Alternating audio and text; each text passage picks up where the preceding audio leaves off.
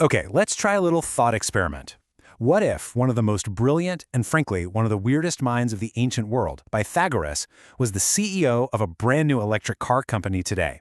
What would that car even look like? Well, the answer is way stranger and honestly more fascinating than you might think. So, to really get inside the head of our car designer, let's start with a question for you. Do you think getting into Harvard is tough? Or, I don't know, passing NASA's astronaut selection? Yeah, that's nothing. Try applying to Pythagoras' school back in ancient Greece. It was probably one of the most intense application processes in all of human history. And it wasn't just about being a math whiz, not even close. Because, you see, Pythagoras wasn't just some guy with a theorem about triangles.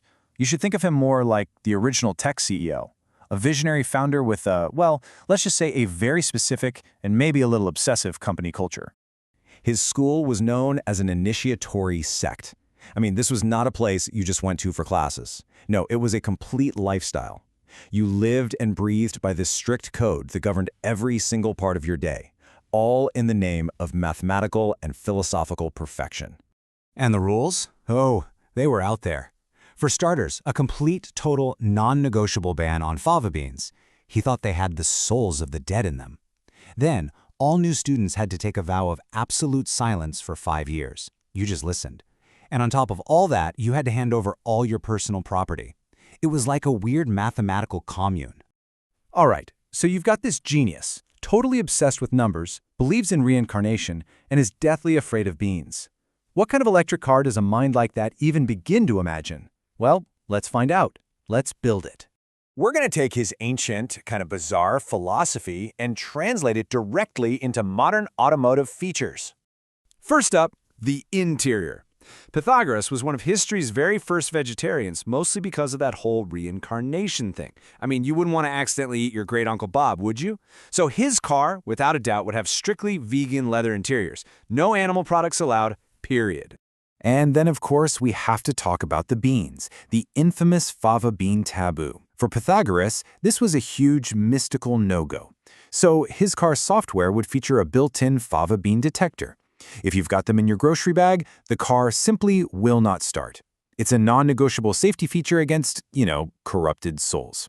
And remember that 5-year vow of silence for new students? That gets translated into the user experience. You buy this car, and for the first 5 years you own it, the voice assistant is completely deactivated.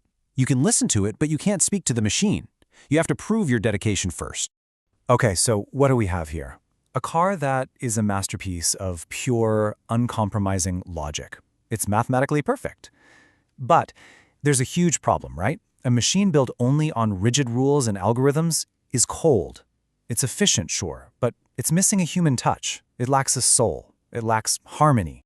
And that is where Theano comes in. She wasn't just Pythagoras' wife. She was an incredible mathematician in her own right, who actually ran the school after he died. In our car company, she's the chief product officer, the one who brings the balance and the soul to the entire project. The CNO's design philosophy is harmonia, or harmony. So where Pythagoras just sees pure geometry, she sees the golden ratio, proportions that just feel right to the human eye. Her safety system wouldn't just beep commands, it would be empathetic, actually designed to calm down an agitated driver. And the dashboard, it would be an educational tool, visualizing energy flows to make every single drive a little lesson in physics and harmony. For Theano, the guiding principle was really simple. Technology is nothing without the protection of life. So, while Pythagoras might be obsessing over the perfect crystal structure of a solid-state battery, Theano would insist on using sodium batteries. Why? Yeah, they respect the Earth, but the main reason, they're non-flammable. For her, safety and protecting life always trumped everything else.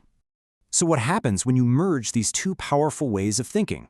When the rigid logic of Pythagoras meets the humanistic harmony of Theano? Well, you get the perfect Pythagorean automobile. And you can just see how their philosophies combine perfectly. For the motor, Pythagoras gives you absolute mathematical efficiency, while Theano makes sure it operates in perfect silence so you can meditate. For the battery, he demands the material perfection of solid state, and she ensures it's made with sodium for safety and respect for the Earth. His interface is pure data. Hers is intuitive geometric beauty. It's a perfect synthesis. But as incredible as this car is, the most forward-thinking, the most truly revolutionary idea to come out of the Pythagorean school, It had nothing to do with technology or math or car design at all. It was this. In an era when women in Greece had virtually no rights, when they were basically confined to the home, Pythagoras' school admitted them as students and treated them as intellectual equals. And that, maybe even more than any theorem, was their most profound legacy. Ultimately, sitting in their car would feel something like this. It wouldn't just be transportation. It would be this experience of applied philosophy, like a moving theorem where logic and harmony work together to create the perfect journey. And that brings us to the end of our little thought experiment. It just goes to show you that the greatest innovations aren't just about logic or harmony alone, but about bringing them both together. We hope this explainer gave you a fun new way to think about one of history's greatest partnerships. Thank you for joining us.